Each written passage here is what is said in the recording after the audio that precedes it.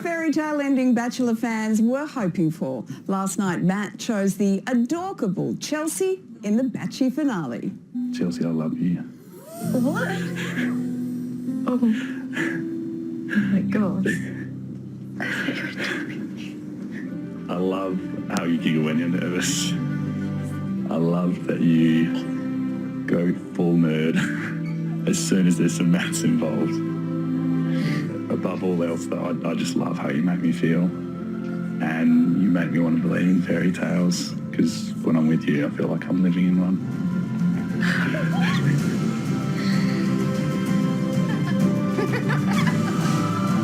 No, would you please welcome Matt and Chelsie?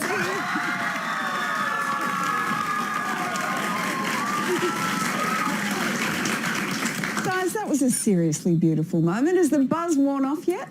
Absolutely not. No way. How are you both feeling? Relieved. Yeah. We can go about normal life now. We've been holding on to this big secret for like 4 months. Yeah.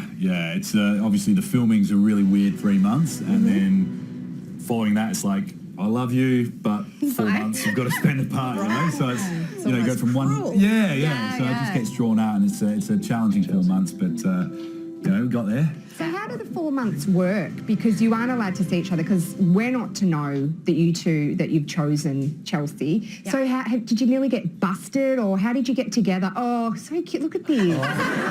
Get a room. Really? Switch seats. No, we almost got busted last week.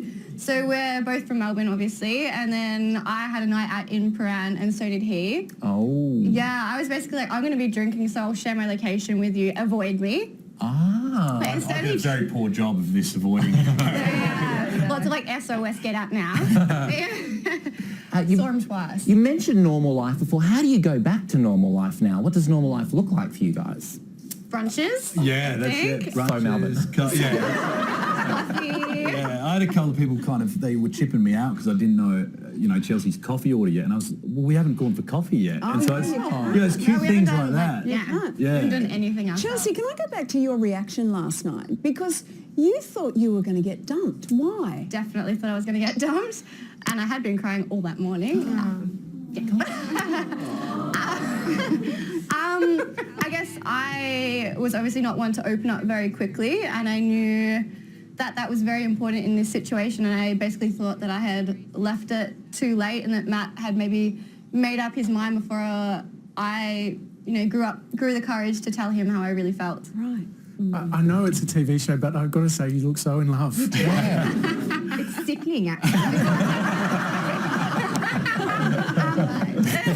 Now, I know you've done so much media today, and you've had awkward question after awkward question, so allow me to bring those in. We're used to it now. Yeah, so have you watched any of it back? Because that would be uncomfortable for you, dare I watched all say. of it. Did you Yeah. really? Did I you was fall fine. pregnant watching Matt and Abby? I mean, it's a lot, as they say.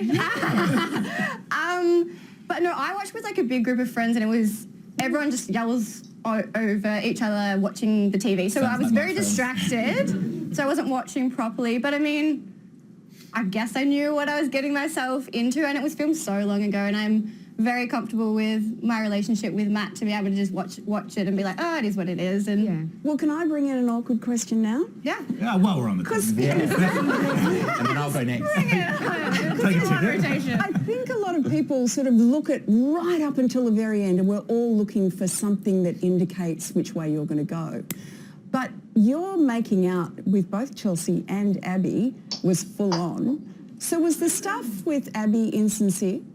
No, it wasn't insincere. There was very real feelings there, and there was a very real connection there. And while, for me, I was figuring out and had, obviously, Chelsie was my choice kind of earlier on, it wasn't kind of categorical for me. And to do, I guess, the right thing, to make sure I completely explored every opportunity, I need to make sure that I did conduct myself with real authenticity and be really genuine in the moments I shared with whoever I was with. Yeah. So it was sincere. It was not a case of just doing what I needed to do or playing a role.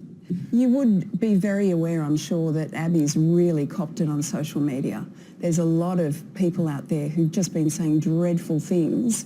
What would you say to those people who obviously love you guys but are having a go at Abby and making it really tough for her? Yeah, it's, put it bluntly, pretty disgusting, the comments that are being slung around. And I think people forget that this isn't a character you're slinging comments. This is a real human person that the words, they land and they hurt. And people just need to kind of, you'll never say that to someone's face, and you never, you know, want to inflict that kind of hurt or pain on someone. And I think people need to just kind of keep that in mind when they type these things. She didn't go out with any vindication or anything like that. Like, she stayed true to herself, and I'm still really good friends with Abby. And, you know, it is a tough situation, and I guess you're in the moment and you forget the potential scrutiny that you're going to get back, and she doesn't deserve any hate to come her way. Yeah. I know you guys were saying you want to get back to a normal relationship or start a normal relationship, I suppose.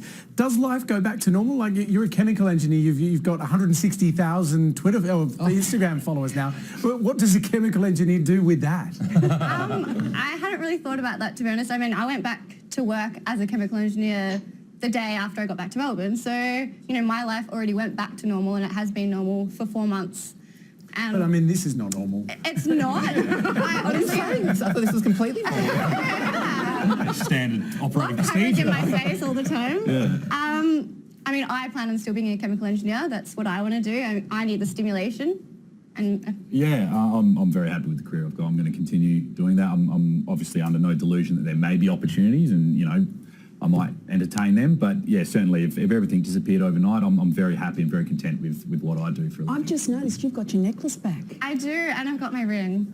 Oh. Yeah. Matt, on your first date, didn't you gave Matt a tattoo of a symbol for Oxytocin. Yes, exactly what I was going to say. Have you thought about getting it tattooed permanently? I mean, it was between that and a Southern Cross tattoo, so... yeah, leaning more towards Southern oxytocin. Cross. I was going oxytocin, but yeah, okay, I'll go to... Because we can do it right now if you want. Actually, I'm used to this now, popping the top. I know your friend Kate seemed pretty keen for the two of you to get going, like settle down, get married, the whole thing. I mean, have you booked a venue, basically? I think for us, we're just excited to start having a normal relationship. Yeah. Like I said, we haven't been out for coffee. Yeah, we haven't booked a brunch spot yet. So, I step mean, one. Yeah, I mean, there's obviously these key milestones that we want to make, but you know, we kind of haven't done all the normal, fun, little mundane things yet. So I think that's what we're really excited to do. Absolutely. Well, don't make your first brunch spot Bali, by the way. You heard about that. Yeah. We're off limits now. Won't be fun. Well, we know you've had a huge day, but we really appreciate you joining us on the show, and every happiness to both of you. Thank you so much. Thanks, guys. Would you please thank Matt and Chelsie?